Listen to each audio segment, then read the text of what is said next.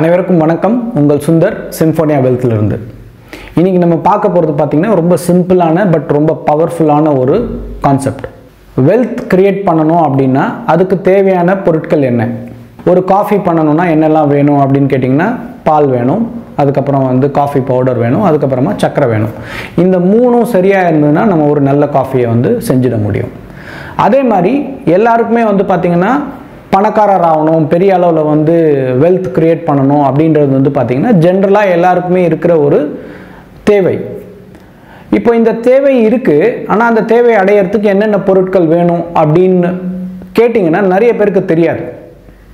So அதை தான் இந்த வீடியோவில் ரொம்ப ஒரு சிம்பிள் ஃபார்முலா மூலமாக நான் உங்களுக்கு காமிக்க போகிறேன். இப்போ உங்களுக்கு நான் இந்த ஸ்க்ரீனில் காமிச்சிருக்க ஃபார்முலா பார்த்தீங்கன்னா இந்த ஃபார்முலாவை நம்ம எல்லாருமே ஸ்கூலில் பார்த்துருப்போம், படிச்சிருப்போம். இந்த பவர் ஆஃப் காம்பவுண்டிங் ஃபார்முலான்னு சொல்லிட்டு நம்ம எல்லாருமே படிச்சிருப்போம். இந்த ஃபார்முலா பார்த்தீங்கன்னா P × 1 + R/100 the whole power n. இப்போ இந்த ஃபார்முலாக்குள்ள மூணு முக்கியமான விஷயம் இருக்கு. அந்த மூணு முக்கியமான விஷயம் என்னன்னா P இஸ் நத்திங் பட் எவ்வளோ அமௌண்ட் நீங்கள் இன்வெஸ்ட் பண்ண போறீங்க, பிரின்சிபல்.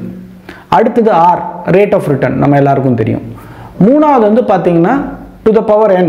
n பார்த்தீங்கன்னா நம்பர் ஆஃப் இயர்ஸ், அதாவது எத்தனை வருஷம் நீங்கள் இன்வெஸ்ட்மெண்ட்டில் இருக்க போகிறீங்க. ஸோ இந்த மூணு விஷயமே நல்லபடியாக இருந்தால் தான் நீங்கள் வெல்த்தை கிரியேட் பண்ண முடியும். இப்போ இந்த மூணு விஷயத்தில் பார்த்தீங்கன்னா பிரின்சிபலும் டைமும் இன்வெஸ்டரோட கண்ட்ரோலில் இருக்குது. இப்போ நான் டிசைட் பண்ணலாம் நான் எவ்வளோ பணம் இன்வெஸ்ட் பண்ணணும், எவ்வளோ நாள் அதை வச்சுக்கணும் அப்படின்றத நான் முடிவு பண்ண முடியும். இது என்னுடைய கண்ட்ரோலில் இருக்குது. எது என் கண்ட்ரோலில் இல்லைன்னு பார்த்தீங்கன்னா R, ரேட் ஆஃப் ரிட்டர்ன். ஆனால் இன்வேரியபிளி பார்த்தீங்கன்னா ஒரு இன்வெஸ்டரும் ஃபோக்கஸ் பண்ணுறது என்னன்னா நான் இந்த ப்ராடக்டில் இன்வெஸ்ட் பண்ணேன்னா எனக்கு எவ்வளோ ரிட்டர்ன்ஸ் வரும் அப்படின்னு ஜென்ரலாக கேள்வி இருக்கும். ஆனால் அது யாரோட கண்ட்ரோல்லையுமே இல்லை. ஸோ எப்படி எல்லாம் ஜென்ரலாக சொல்லுவாங்களோ எதை உங்களால் கண்ட்ரோல் பண்ண முடியுமோ அதை மட்டுமே ஃபோக்கஸ் பண்ணுங்கள், மிச்சத்தை பற்றி நம்ம பெருசாக யோசிக்க வேண்டாம் அப்படின்னு சொல்கிற மாதிரி இன்வெஸ்ட்மெண்ட்லையும் அதே தான். நீங்கள் ஃபோக்கஸ் பண்ண வேண்டியது உங்கள் கண்ட்ரோலில் இருக்கிறது. பிரின்சிபலும் டைம் எவ்வளோ, இது ரெண்டுத்தையும் நம்ம ஃபோக்கஸ் பண்ணால் போதும். ஆட்டோமேட்டிக்காக ரிட்டர்ன் எவ்வளோ வருதோ அதுக்கேற்ற மாதிரி கார்பஸ் கிரியேட் ஆகிடும். இப்போ நான் ஒரு சிம்பிளாக உங்களுக்கு ஒரு எக்ஸாம்பிள் கொடுத்துருக்கேன். யாரோ ஒருத்தர் ஒரு 5000 ரூபாய் இன்வெஸ்ட் பண்ணிகிட்டே வராருன்னு வச்சுப்போம். மந்த்லி SIP மூலமாக பண்ணிகிட்டே வராரு. அவர் என்ன பண்ணுறாரு, 10 வருஷத்துக்கு இன்வெஸ்ட் பண்ணுறேன் அப்படின்னு சொல்கிறாரு. ஸோ 5000 ரூபாய் மாதத்துக்கு 10 வருஷத்துக்கு இன்வெஸ்ட் பண்ணுறாரு. அந்த காலகட்டத்தில் ரிட்டர்ன் 12% வந்துருந்ததுன்னா அவருடைய கார்பஸ் ஒரு 11 லட்சம் ரூபாவோ ஆயிருக்கும். இது ஒரு பெரிய கார்பஸ் கிடையாது. ஆனால் இந்த ரேட் ஆஃப் ரிட்டர்ன் அப்படியே இருக்குன்னு வச்சுப்போம், இந்த 12% இருக்குது. ஆனால் நான் என்ன பண்ணுறேன், 10 வருஷத்துக்கு பதிலாக 25 வருஷம் இன்வெஸ்ட் பண்ணுறதுக்கு தயாராக, அதாவது டைம் கொடுக்கறதுக்கு தயாராக இருக்கேன். அதே மாதிரி என்னுடைய பிரின்சிபல் 5000 ரூபாய் இன்வெஸ்ட் பண்ணுறதுக்கு பதிலாக 20000 ரூபாய் இன்வெஸ்ட் பண்ணுறதுக்கு நான் தயாராகிட்டேன் அப்படின்னா 25 வருஷம் கழிச்சு ரேட் ஆஃப் ரிட்டர்ன் அதே 12% இருந்தாலும் உங்களுடைய கார்பஸ் கிட்டத்தட்ட 3.5 கோடி ரூபாய் இருக்கும். ஸோ இது கண்டிப்பாக ஒரு பெரிய வெல்த் தான். ஏன்னா இன்றைக்கும் ஒரு 1 கோடி ரூபாய் சேர்க்கறதுன்றது ரொம்ப சுலபமான விஷயம் கிடையாது.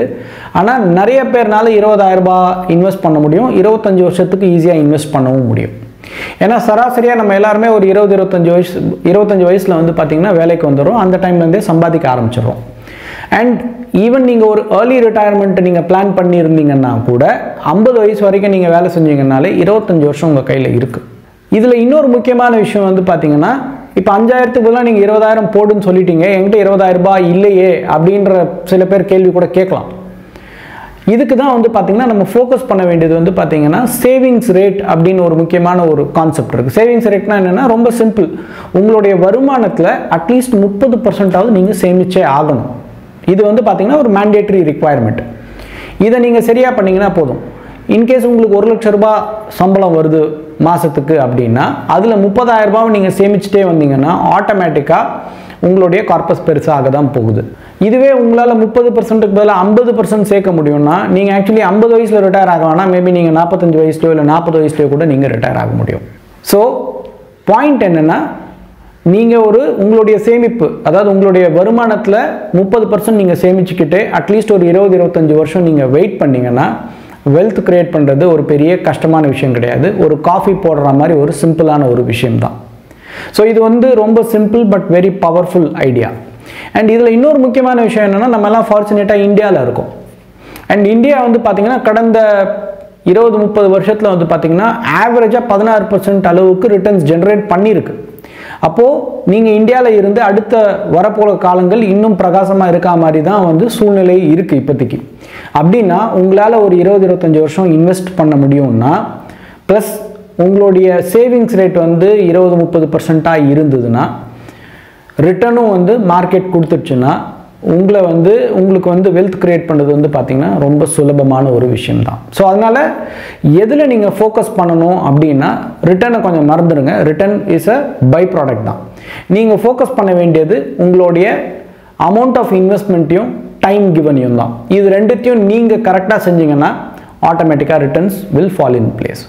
ஸோ இந்த ஒரு சிம்பிள் ஃபார்முலாவை நீங்கள் பிடிச்சிக்கிட்டிங்கன்னா I think wealth creation is a very easy thing to achieve. So இந்த வீடியோவில் சொன்ன விஷயங்கள்லாம் உங்களுக்கு கண்டிப்பாக பயனுள்ளதாக அமைஞ்சிருக்கும்னு நம்புகிறேன். இந்த வீடியோவை பார்த்ததுக்கு மிக்க நன்றி.